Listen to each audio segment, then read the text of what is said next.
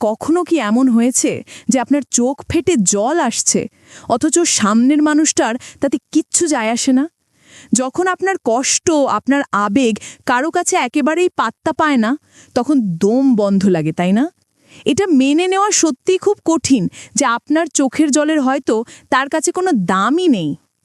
বলা হয় চোখ নাকি মনের আয়না। এই চোখেই তো জমে থাকে কত না বলা কথা, অভিমান, ভালোবাসা আর অবহেলা। যখন সেই চোখের জল, যা আপনার গভীর কষ্টের বহিঃপ্রকাশ, তা কাছের মানুষের কাছে একটুও সহানুভূতি পায় না, তখন সম্পর্কটা একটা খারাপ দিকে মোড় নেয়। আসলে এই অবহেলা মানে হলো একজন কষ্ট পাচ্ছে, আশা করছে, আর অন্যজন সেদিকে ফিরেও তাকাচ্ছে না, পুরোপুরি উদাসীন। একটা কথা আছে না, প্রিয় মানুষের অবহেলা মনে যে আঘাত দেয় তা চোখে দেখা যায় না। একবার ভাবুন তো, আপনার চোখের জল, আপনার কষ্ট, আপনার ভালোবাসা, এই সব কিছু যখন তার কাছে তুচ্ছ হয়ে যায়, তখন সম্পর্কের মধ্যে একটা বিশাল ফাঁকা জায়গা তৈরি হয়। এই চুপচাপ অবহেলা শুধু যে হতাশা আর মানসিক চাপ বাড়ায় তাই নয়, এটা আপনাকে ভেতর থেকে ভাঙতে শুরু করে।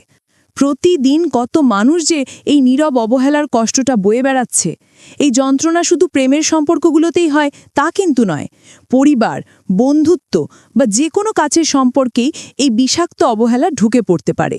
যেমন একটা কথা মনে পড়ছে, অবহেলা তখনই সবচেয়ে যন্ত্রণাদায়ক যখন তা আসে কাছের মানুষের কাছ থেকে।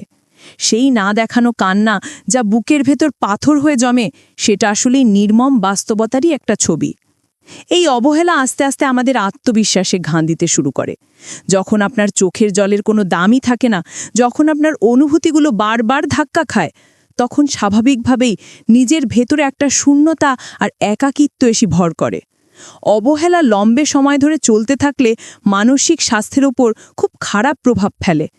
আত্মবিশ্বাস কমতে থাকে, নিজেকে কেমন যেন অপ্রয়োজনীয় মনে হয়।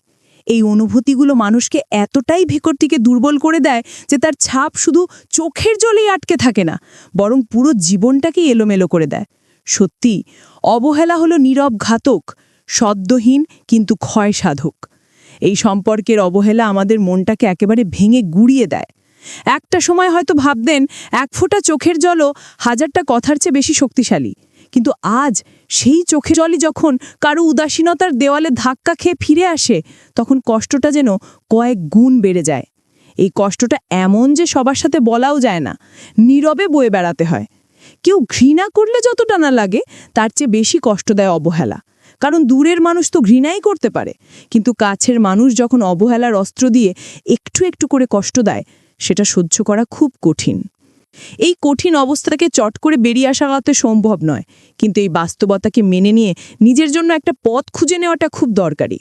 যখন এটা পরিষ্কার যে আপনার চোখের জলের দাম অন্য কেউ দিচ্ছে না, তখন সবার প্রথমে নিজেকে জিজ্ঞেস করুন, আপনি নিজেকে কতটা দাম দেন? মনের জোর বাড়ানোটা এখানে ভীষণ জরুরি। প্রথমত, নিজের আত্মসম্মানকে গুরুত্ব দিন। যদি কোনো সম্পর্কে আপনার অনুভূতিগুলো দিনের পর দিন অবহেলিত হতে থাকে, তাহলে সেই সম্পর্কের সীমানা নিয়ে নতুন করে ভাবার সময় এসেছে।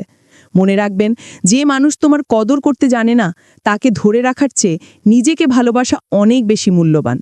দ্বিতীয়ত, আপনার আবেগগুলো প্রকাশ করার জন্য একটা ভালো রাস্তা খুঁজুন।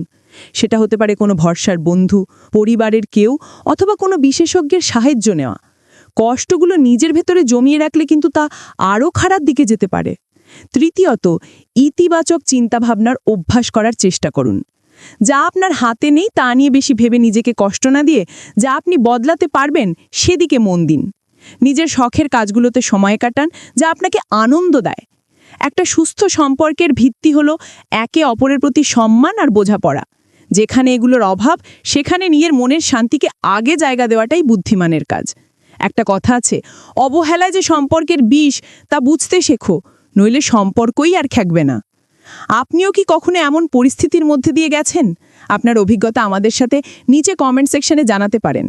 আর এই ধরনের আলোচনা যদি আপনার একটুও কাজের মনে হয়, তাহলে আমাদের চ্যানেলটা সাবস্ক্রাইব করতে ভুলবেন না কিন্তু। এটা সত্যিই খুব কঠিন একটা অনুভূতি, যখন আপনার চোখের জল আপনার খুব কাছের মানুষের কাছে মূল্যহীন হয়ে যায়। এই নীরব যন্ত্রণা অনেকের জীবনে একটা কষ্টের অধ্যায়।